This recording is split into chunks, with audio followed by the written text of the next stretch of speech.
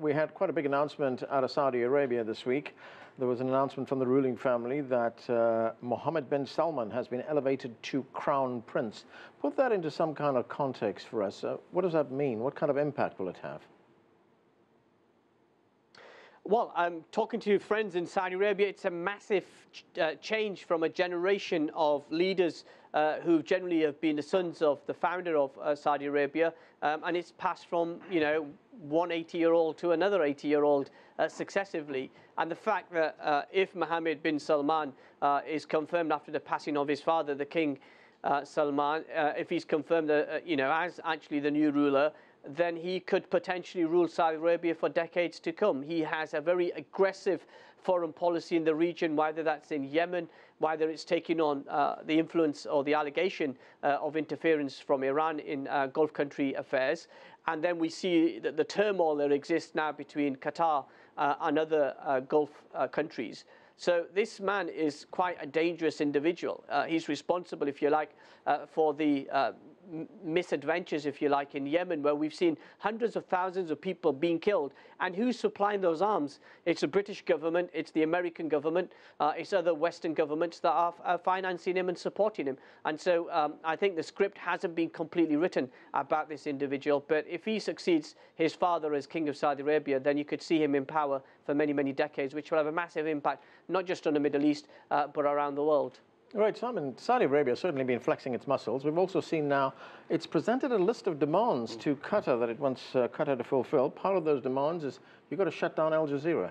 Absolutely. I mean, potentially difficult times for Al Jazeera, who find themselves caught in the crosshairs of this. They have, of course, as a channel for a very, very long time, been very, very controversial throughout the region in which, initially at least, they were primarily broadcasting.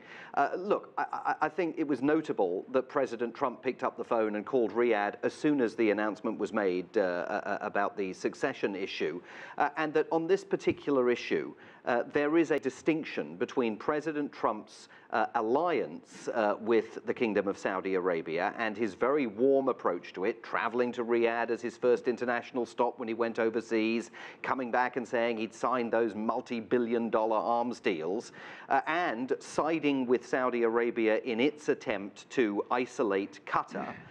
There's a huge gulf between President Trump's approach to that and the approach that's being taken by Secretary of State Rex Tillerson and James Mattis, who are both saying, well, hang on a second, I'm burning up the phone lines in the case of Rex Tillerson trying to resolve all of this. Even today, the White House said, no, these are problems that they need to solve in the region, sort of, again, undercutting what the Secretary of State has been doing. I think that sends a very complicated message to the wider world, which is that it remains very unclear who's actually running foreign policy with regard to Saudi and Qatar, but also more broadly, who's running American foreign policy. What do you make of that, Lester?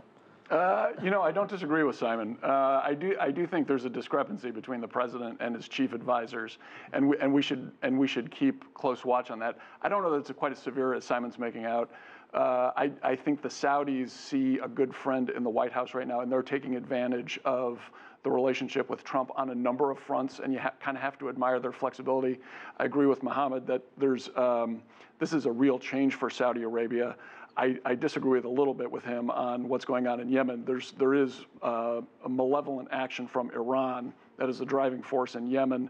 Saudi is attempting to deal with that situation. That's a legacy of the last American administration, which kind of unleashed Iran on the region. So there's a lot to keep track of.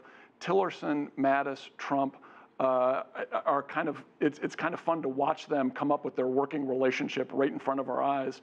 I think it actually is rather collaborative. I think Secretary Tillerson and President Trump actually have a very good relationship.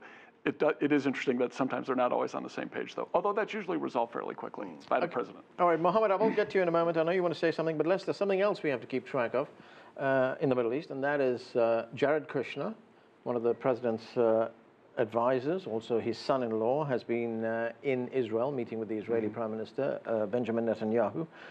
It's an effort to jumpstart peace talks. Is that going to go anywhere?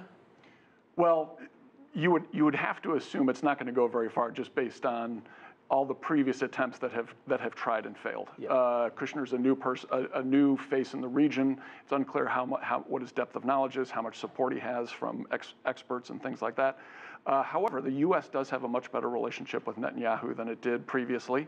Perhaps something can be done with that trust. So I think it would be foolish not to try, and maybe there is some hope, but I think we should be mindful of the long record of failures on that front over the last 20, 30 or longer years. All right, Mohammed, go ahead. Well, I mean, in terms of Kushner, I think you've got to be very clear that he's not an impartial figure in this process. He has somebody who has supported financially illegal settlements in the West Bank.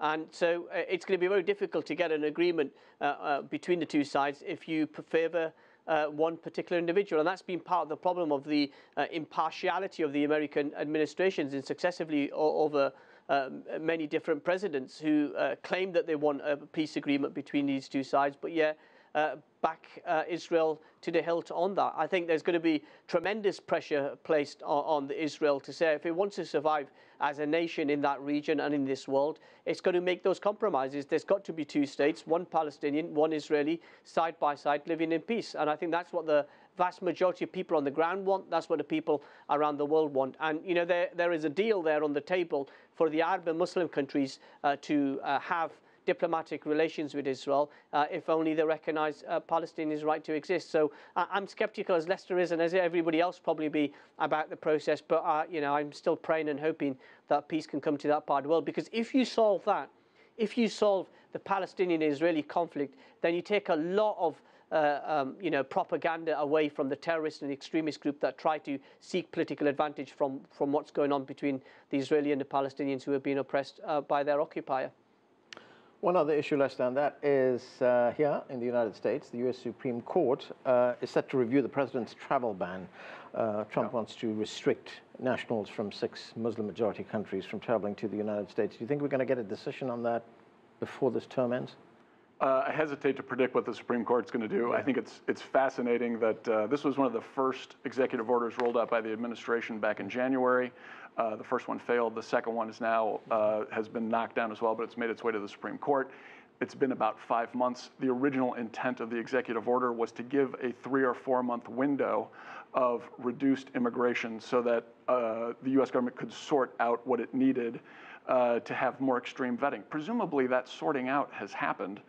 So it's unclear to me why this order is even necessary anymore. I suspect the Supreme Court is going to say, when they look at this, is going to say, well, the original intent was for this temporary halt. That is long done. We don't even need to address this anymore and put it away. Okay, rounding off the week, Simon, the president was at Fox News. He was. In the morning. They were with him, actually. They were with him, that's right, yeah. He was on a show called Fox and Friends, and he used that as an opportunity to throw doubt on the neutrality of Robert Mueller. Robert Mueller, of course, is the former FBI director conducting this investigation on whether there was collusion between Trump's campaign and the Russians, or whether the Russians interfered in the election. What is the president up to? Look, it was very interesting language that he used during that Fox morning program a few hours ago, saying that he found it very bothersome that Robert Mueller was very, very friendly with James Comey. I mean, they are friends. They've been living in the same Washington ecosystem for decades together, but also saying that he thought that Robert Mueller, the independent special prosecutor, was honorable, and now we would just have to see whether he did the honorable thing. The inference in what the president was saying was that perhaps Special Counsel Robert Mueller might want to think perhaps about stepping aside and recusing himself from this because of his friendship with Comey. But of course, the threat behind it was, if he doesn't step aside, maybe President Trump in at the White House will try to take some action to force him out. And I can tell you from having spoken to one person who was at the White House within the last few days, is a confidant of President Trump's. I said, is he going to do so? I asked the question this way, is he going to do something silly and fire Robert Mueller, which I think would be politically suicidal? And the answer that came back was, they are very, very angry about this. And they, the top aides around Donald Trump, can't necessarily control what he does. There was a report in the US media later on in the afternoon that Trump said, no, I'm not going to fire Robert Mueller. He has no plans to fire Robert Mueller. I think he just likes reminding everyone that he could fire Mueller. Right. He likes to remind Mueller of that and everyone else. I think it's just something that he feels he needs to remind But people I of. think reflexively, he wants to be rid of him. He just doesn't quite know how to bring it about. Yeah, because we're getting mixed messages. And is the president also misjudging the men that he's dealing with here, Robert Mueller and James Comey? Well, Mueller's about as tough a character and as straight an arrow and not in the kind of the Boy Scout Comey way. I mean, this is a tough, serious, bottom line guy that everyone is gonna take very seriously when he says things. So it's a very dangerous game to criticize him or to try to intimidate him or any of these steps. It really seems like it's a huge mistake by the president. And if the president is going to exercise restraint on this, he's going to have to exercise it for months because this inquiry is not wrapping up anytime soon. Okay, but we have to wrap up right now. Thanks to all of you for being with us.